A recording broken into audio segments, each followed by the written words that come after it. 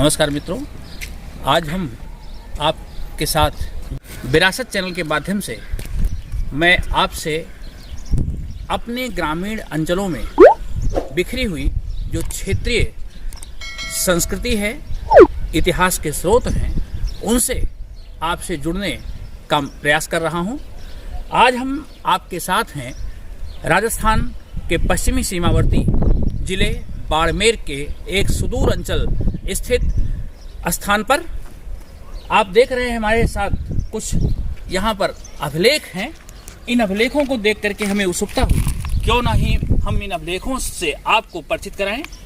आप देख रहे हैं दो मूर्तियां बनी हैं, उन पर कुछ अक्षर खुदे हुए हैं, वो अक्षर टूट से रहे हैं। निश्चित ही हमारे पूर्वजों ने अपने बारे में जानकारी देने के लिए इस माध्यम को चुना होगा और इस तरह से उन्होंने अपनी जानकारी आने वाली पीढ़ी तक साझा करने का प्रयास किया होगा। मित्रों, इतिहास जानने के जो स्रोत हैं, उन स्रोतों में से सबसे महत्वपूर्ण स्रोत अभिलेख को मानते हैं। अभिलेख आप देख रहे हैं, आगे भी दो स्तंभ लेख हैं। इन स्तंभ लेखों के ऊपर भी खुदा हुआ है और एक घोड़े पर बैठे हुए युवक का चित्र दिखाई दे रहा है। इस स्तंभ लेख पर भी एक घुड़सवार का चित्र है, साथ में एक व्यक्ति जो उसका सहायक हो सकता है वो खड़ा है। साथ साथ उसमें लिखा भी है, अक्षर कुछ अस्पष्ट हैं, कुछ समय के साथ वो अपने आप को बचा नहीं सके, कुछ अक्षर धीरे धीरे धूमिल होते जा रहे हैं। निसंदेह हमारे पूर्वजों ने इस तरह का प्रयास इन अभिलेखों के माध्यम से अपनी ऐतिहासिक धरोहर को आप तक पहुंचाने के लिए किया है। इतिहास जानने के दो स्रोत होते हैं, प्राथमिक स्रोत और द्वितीयक स्रोत। प्राथमिक स्रोत में इतिहास के अभिलेख आते हैं, क्योंकि अभिलेख में जो एक बार लिखा जाता है उसको आप बिगाड़ नहीं सकते। एक ही बार में जो जानकारी होती है वो पूरी लिखी हुई है। इसमें स्पष्ट लिखा हुआ है कि संभवतः, इसमें आप संख्या भी देख रहे हैं, संभवतः इसमें जो संख्या है वो पढ़ने में जो आ रही है वो लगभग 900 वर्ष पूर्व यहाँ पर किसी राज परिवार या प्रशासनिक व्यक्ति की मृत्यु के बाद उसके सौदाह, उसकी समाधि पर लगाया गया ये शिलालेख। ये ऐसे वीरों की समाधि पर लगाए हुए स्मारक चिन्ह होते हैं। इसमें उसके नाम, उसकी उपलब्धियां, इस सब की जानकारी प्राप्त हो सकती है और इस प्रकार कड़ियों को जोड़ करके हम इतिहास का निर्माण कर सकते हैं।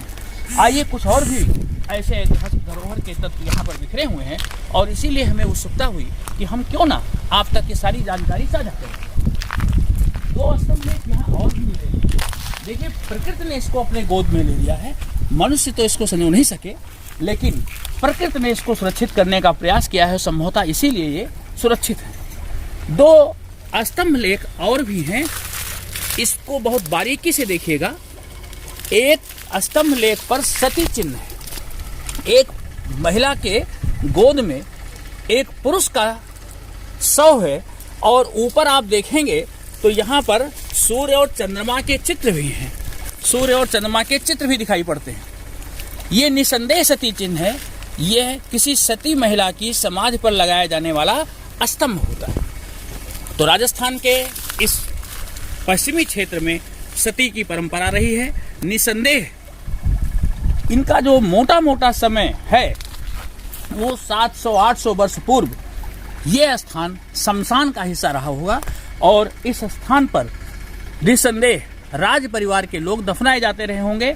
उनका अंतिम संस्कार यहाँ होता रहा होगा। समय के साथ साथ यह स्थान परित्यक्त हो गया, लोगों ने इसको छोड़ दिया, लोगों ने इसको सुरक्षित करने का प्रयास नहीं किया, इतिहास की इन कड़ियों को संजोने का प्रयास नहीं किया।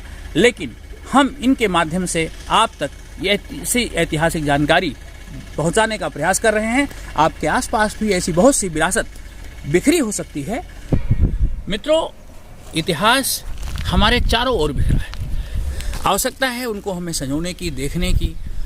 राजस्थान के लगभग सभी गांवों में मंदिर, बावड़ियाँ, जलाशय, किले, हवेलियाँ, ऐसे बहुत से ऐतिहासिक विरासत के स्थल हैं जिनका इतिहास हमें जानने का प्रयास करना चाहिए और निस्संदेह उससे एक नई जानकारी प्राप्त होगी, लोगों की उत्सुकता होगी, हमारी आने वाली पीढ़ी उसको सुरक्षित और संरक्षित करने का प्रयास भी करेगी।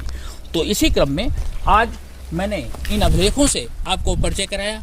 इतिहास के जो दूसरे स्रोत हैं, साहित्यिक स्रोत, जो पुस्तकें हैं, उन पुस्तकों को तो पढ़ा जा सकता है, लेकिन अभिलेख सारे पढ़े नहीं गए हैं। कुछ ही अभिलेखों को पढ़ना संभव है, क्योंकि जो इनकी लिखावट है आप देख रहे हैं, कुछ अक्षर समय के साथ उधर चुके हैं। उस अक्षरों को लिखने का तरीका आज हमारी समझ से बाहर है।